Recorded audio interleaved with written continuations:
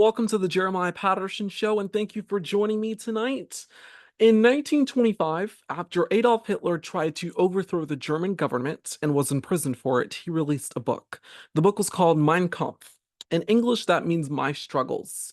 And it includes a little bit of everything: his personal life, where he grew up, but also his political ideologies and really extreme content. A central theme of Mein Kampf is Hitler's virulent and concrete anti Semitism. He said that the Jews were to blame for Germany's defeat in World War I, and the economy being in tatters was completely their fault. He then questioned Jews and argued that they are biologically and racially inferior and corrupting society. The Aryan race, which he defines as white people, non-Jewish Europeans, specifically those of German descent, those people were racially pure, ethnically clean, and it was essential to preserve them. It was essential for the survival and dominance of Germany that they must be atop and everyone else has to go. And because he knows that can't exactly happen, Hitler calls for the complete overhaul of the system. Get rid of the current free thinking, free minded parliamentary democracy that is restraining us from putting this in place. Burn down the system. And over time, he and his allies did exactly that. With book burnings, overthrowing the government, killing off political enemies, and seizing control of the law, they did exactly that. And with Hitler in charge, who was going to stop him? Who was going to stop him from instituting everything he believed in? Remember, Mein Kampf was written back in 1925. Hitler rose to power finally in 1933. So that was 8 years later. And remember, what exactly was the central theme of the book? That the Jews were to blame, right? That the Jews were destroying the beautiful German land, that they were ruining their perfectly, purely white nation because they didn't quite fully look like them. The Jews were the problem. So now, being the all powerful leader that he was over Germany, he emphasized that again and again in public speeches, describing Jews as parasites, rats, and vermin to justify their persecution, and eventually led to the Holocaust, where more than 6 million Jews were systematically slaughtered and burned alive under Hitler's regime. It was absolutely atrocious what Hitler did to the Jews. Stories and testimonials so vile and disturbing that it leaves a pit in your stomach. But this is what happened in Nazi Germany back in the 1930s. A genocide and type of persecution that makes you wonder how. How could something like that, so murderous, so inflammatory, so dangerous, even transpire? Well, consider the three pillars. Consider how it started. Tactic number one: there was an issue in the country because the economy was unstable. So the problem was the immigrants. Blame it on the immigrants. And if there isn't one, create a problem to stir up skepticism and inquiry. Make people question the immigrants, make people fear the immigrants. Tactic number two: dehumanize them through language. Jews were called parasites and vermin by Hitler, effectively now isolating them from society as normal human beings by default, because those are degrading terms with the deliberate intention of characterizing someone as subhuman. And tactic number three: use up all of that built up fire from the first two tactics to then spill over the oil refinery. You know, you now have the psychological control of the population that hates the immigrants because you've said all these terrible things about them, and can then accordingly do what you want with that newfound power. Persecuting them is justified. But you know what? Why persecute them? Why stop there when you can go a step further? When you already have psychological control over the population, you can then use that further by executing them or having a call to action to deal with them because they're that horrid. It's that bad. Something has to be done about this problem. That is how you get away with genocide. That is how you systematically slaughter a whole race, ethnicity, population, a group of people just to get done. That's how you get away with it. Because you've made them feel that it's necessary. They don't question it. And yes, there may be some opposition, but you silence them too, ensuring that you succeed in ethnically cleansing your country to what you believe is its accurate racial origin. And that is something that is not to be taken lightly, but it does happen. And that is how the KKK and neo-Nazis arose to power, rose in the United States, including in powerful positions in US government. We literally have people in this country who believe Hitler was great and that the US was on the wrong side of World War II, that we should have been on the side of Hitler, praising and supporting him. We actually have people like that here who view Hitler as a hero. They believe that the US was originally a white nation overrun by all these hideous immigrants and minorities, and that this just isn't good. So we therefore need to do something about it. We need to take back our country, and they have tried. They have tried again and again and again, but they have failed throughout our history, targeting minority communities in the United States with the sole intention of inciting racial violence to create a race war in which they believe white supremacists will prevail and finally reclaim their white nation that rightfully belongs to them. They tried and they tried and they tried. Yet they keep doing it though. And so they would try and intimidate by marching on Washington in the 1920s. And in 1927, among their other acts of violence and lawbreaking, the KKK had a riot in Queens. This is from the Washington Post. Quote, in Queens, 1,000 white-robed Klansmen marched through the Jamaica neighborhood, eventually spurring an all-out brawl in which 7 men were arrested. One of those arrested was Fred Trump of 17524 Devonshire Road. End quote. So the father of Donald Trump, back in 1927, was arrested as a KKK member, targeting Jamaicans for no other reason than just being black and filthy in a pearly white country where white pride is imperative. And that may or may not come off as a surprise to many of you, but it happened. And you could say, okay, well, what's the correlation here? The sins of the father are not exactly the sins of the son. What does Trump have to do with it? It's just a thing. His father was racist. That's in the past. It's one thing to say that, but it's another thing to look at the facts and realize that that's not true. Because Donald Trump has every bit of connection to that as it gets, and even more correlation to the Hitler philosophy on immigrants. I'm going to play for you something here. This is Donald Trump last year, in October of 2023, talking about immigrants and how he viewed them in the country. Nobody has any idea where these people are coming from, and we know they come from prisons. We know they come from mental institutions, insane asylums. We know they're terrorists. Nobody has ever seen anything like we're witnessing right now. It is a very sad thing for our country. It's poisoning the blood of our country. It's so bad, and people are coming in with disease. People are coming in with every possible thing that you can have. Quote, they're poisoning the blood of our country. And that's not the first time he said this either. You know, when they I think the real number is 15, 16 million people into our country. When they do that, we got a lot of work to do.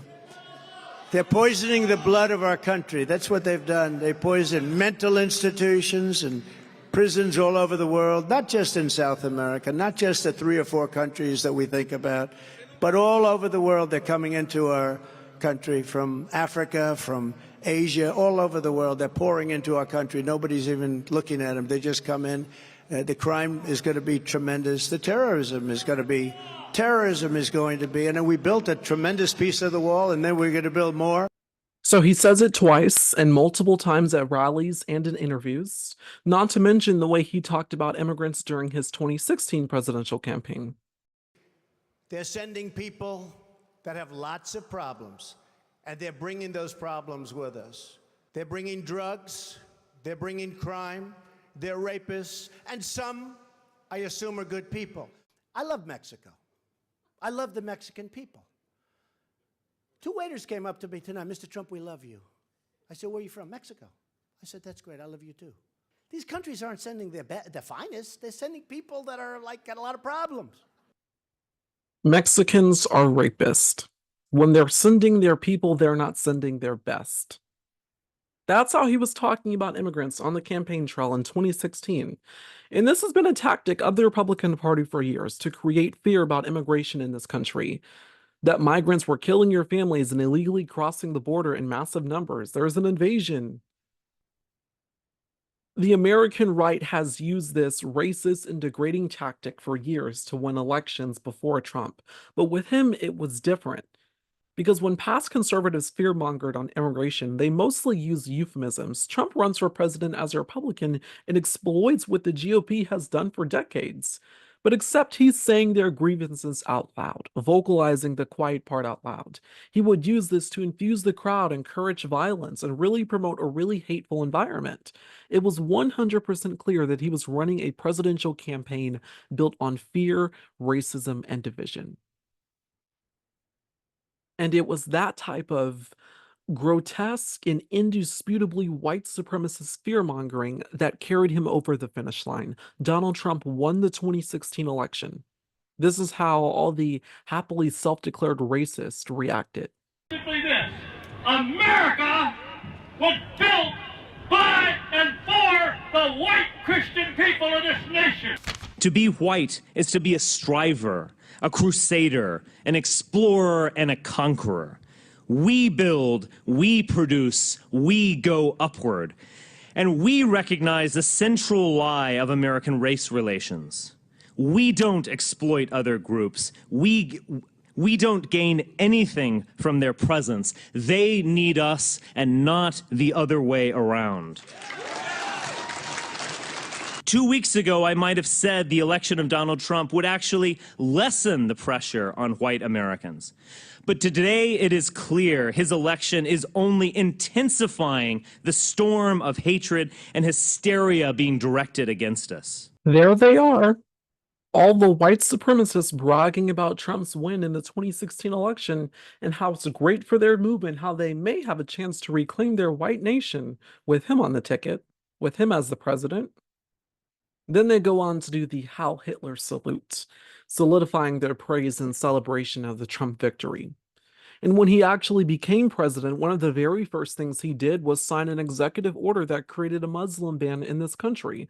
This is how Amnesty International, a human rights organization, described it, quote, President Trump signed an executive order banning people from 6 Muslim-majority countries from entering the USA and slamming the door on refugees. After being temporarily stopped multiple times, the U.S. Supreme Court overturned a block on the devastating ban in June. The order demonizes the vulnerable, those who have fled tortures, warlords, and dictators, and those who simply want to be with their families. It is essentially a license to discriminate, disguised as a national security measure. End quote. So Amnesty International is describing this, essentially what Donald Trump has done, as a license to discriminate. Justification for violence, justification for persecution of immigrants, specifically Muslims in this country. Something that Donald Trump promised during his presidential campaign and then acted on when he was sworn in as the commander-in-chief. Donald Trump's hatred and bigotry and blatant racism for migrants did not stop there. He went on to have one of the most vile and inhumane policies at the southern border of separation of children from their parents, putting them in cages and wanting to put barbed wire at the southern border, and asked if we could shoot migrants in the legs to slow them down. I mean, hello, this was all under the Trump administration, all diametrically vituperative. And then there's this story. Do you remember when this happened? It was in January of 2018 when it happened. Quote, Trump referred to Haiti and African nations as S-hole countries. That was a real-life headline from 2018 at NBC News and reported by every other outlet. The subheadline reads, President Donald Trump referred to African countries, Haiti and El Salvador, as S-hole nations during a meeting Thursday and asked why the U.S. can't have more immigrants from Norway. The implication being that, why can't we have more white-looking immigrants? Why do we just get the filthy ones? In Donald Trump's remarks, though, he appears to have doubled down on his specific disdain over Haitian immigrants. The president said, quote, why do we need more Haitians? Take them out. To which someone in the room responded, quote, because if you do, it will be obvious why. End quote. That was Donald Trump in 2018 making it clear why he exclusively doesn't like Haitians. He doesn't like immigrants overall, but Haitians, nah. They're coming from S-hole countries. Gosh, why don't we get more immigrants from Norway? More white-looking people in this country. And that is why it was no surprise on Tuesday night at the first presidential debate between him and Vice President Kamala Harris that he said this. What they have done to our country by allowing these millions and millions of people to come into our country, and look at what's happening to the towns all over the United States. And a lot of towns don't want to talk. It's not going to be Aurora or Springfield. A lot of towns don't want to talk about it because they're so embarrassed by it. In Springfield, they're eating the dogs, the people that came in. They're eating the cats. They're eating the pets of the people that live there. And this is what's happening in our country, and it's a shame. I just want to clarify here. You bring up Springfield, Ohio, and ABC News did reach out to the city manager there. He told us there have been no credible reports of specific claims of pets being harmed, injured, or abused by individuals within the immigrant community. Well, I've seen people on television. Let me just say here, this is the people on television say my dog was taken and used for food. So maybe he said that, and maybe that's a good thing to say for a city manager. I'm not taking this from but television. The people I'm on taking it from television the city saying manager. their dog was eaten by the people that went there. Again, the Springfield city manager says there's no evidence of that. They're eating the cats. They're eating the dogs. Mind you, this is the Republican presidential candidate. He wants to be president of the United States. Where did that come from? Who said that? Oh my gosh, can't even believe I have to do a show like this. Apparently this all started when Trump's pick for vice president of the United States, Republican Senator J.D. Vance, got a message from one of his constituents that said their pets were being eaten in Springfield, Ohio. And also they saw something similar about it on Facebook. That immediately gained notoriety when Vance himself posted on social media about it, citing the fact that it may not be true, but he posted it anyway. And I know, weird, crazy story, right? On the surface, it may come off as funny and stupid. There are even memes about it on social media. Until you realize that the migrants that he's talking about, who are supposedly eating the cats and the dogs in Springfield, Ohio, which is fundamentally astronomically stupid. Those migrants are Haitians. In Springfield, Ohio, where there is a growing Haitian population. 67 million people were watching the debate last Tuesday night when he echoed that deliberately false assertion on national TV. This deliberately racist, concocted up story about Haitian migrants eating cats and dogs in Springfield, Ohio. Vance and Trump are both completely at fault here. And what's even more dangerous is that Vance knows that it's false. I mean, how evil can you be to concoct up a story like that? But then also to admit it, that you embellished, you fabricated a fake story about Haitian immigrants eating cats and dogs so the media would listen to you. He literally said this yesterday on CNN yesterday in an interview with CNN's Dana Bash. The American media totally ignored this stuff until Donald Trump and I started talking about cat memes. If I have to, But it wasn't just a meme, create stories so that the American media actually pays attention to the suffering of the American people, then that's what I'm going to do, Dana, because you guys are completely letting Kamala Harris coast. You just said that this is a story that you created.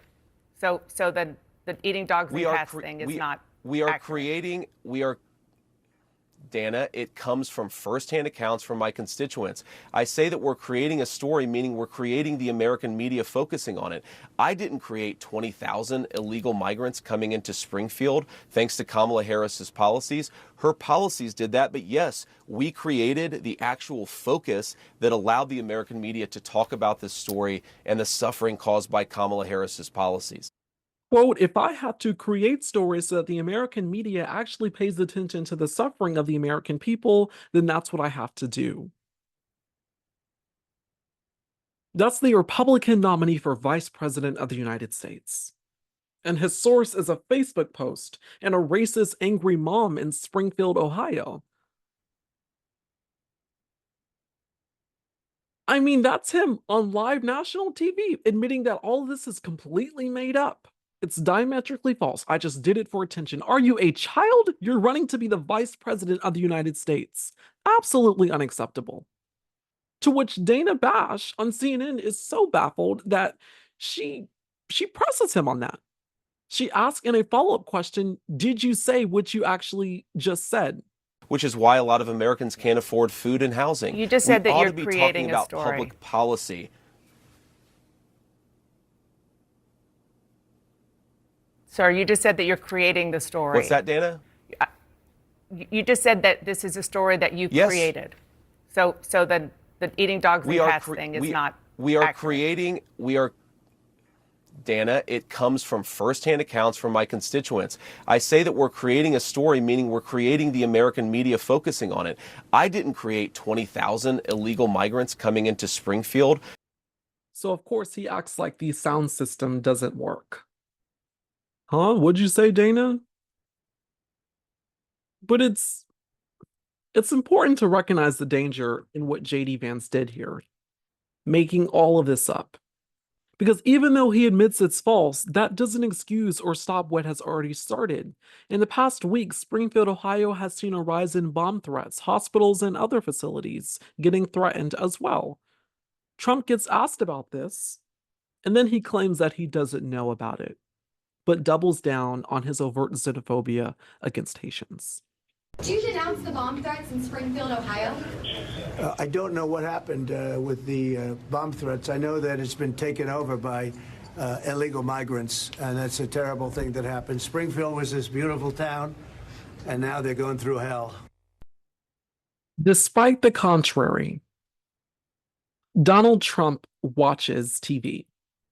He watches TV more than he actually puts factual, legitimate print knowledge into his brain. His entire cerebral cortex, his entire psyche is full of nothing but BS, racism, and things that just don't make sense. But Trump has been watching TV. He knows exactly what's going on in Springfield. Just like he knew exactly what happened on January 6th at the Capitol after he sent his supporters to unleash political violence and sat back watching satisfyingly before reluctantly making a statement calling on them to stop. He knows exactly what he's doing.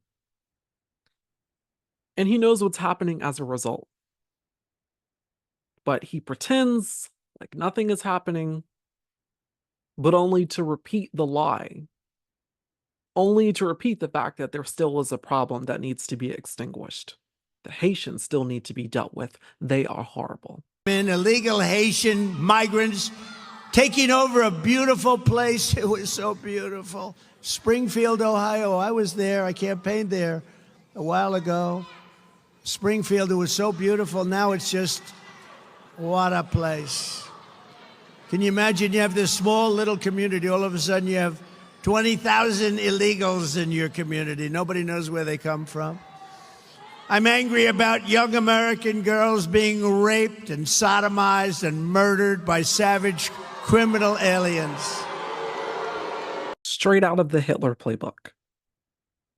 In this case, you create a big problem, since there isn't one, which inevitably stirs up skepticism and questions. They did that. Tactic number 2, dehumanize them in language. Make them subhuman. They did that by saying they're eating the cats and the dogs, and that they were terrorizing Springfield. So they mastered that one. And finally, tactic number 3, use all of what you have done, all of what you've begun to justify persecuting and getting rid of them. This is where the bomb threats start, because racial violence can be initiated. Bomb threats against City Hall, the DMV, the Board of Elections, the judiciary, elementary schools, colleges, wherever the Haitians may be. And because there is a need to act, intimidation and taunting is justified, so you get footage like this out of Springfield, where the Proud Boys are marching. If law enforcement isn't going to do anything, we the paramilitary, will act. We will keep Springfield safe. And then there's calls for violence. Because if our show of force isn't enough, we will drive them out. This is a poster that's being distributed in Springfield that has serious and frankly direct implications and just horrific consequences for the community. At the top of it reads here, foreigners and Haitians out. Stop funding, start deporting. Third world countries bring third world diseases. Third world diseases. Quote, there is no place in America for this filth. We don't need more police officers. We need mass deportation. 1/4 of Springfield is already in poverty. Now $2 million is being used to care for these beasts of the fields. America first. Join us and stand against forced immigration. Trinity White Knights of the Ku Klux Klan. And then it, puts their information and everything from Maysville, Kentucky. And then it gives you the number there, the Klan line. Call that numbers. America first there is a terminology in American history that has been used to racially organize the white population to reclaim their rightful land. That is a terminology in American history that is very, very old, not too recent. Not too recent. It wasn't that far back. Back in the 1940s, America First was a terminology that really did mean putting America first. That meant excluding immigrants. That meant excluding minorities. That meant it's a racially charged term. America first. That means white people first. What do you think Make America Great Again means when Donald Trump says that? Consider the history of this country. What goes back when you think about making America great again? What do you think they mean by making America great again? Bringing back slavery? Ending civil rights protections for African Americans and minorities? That's exactly what they mean, especially since the term Make America Great Again was coined for Ronald Reagan's presidential campaign back in the 80s. That poster again.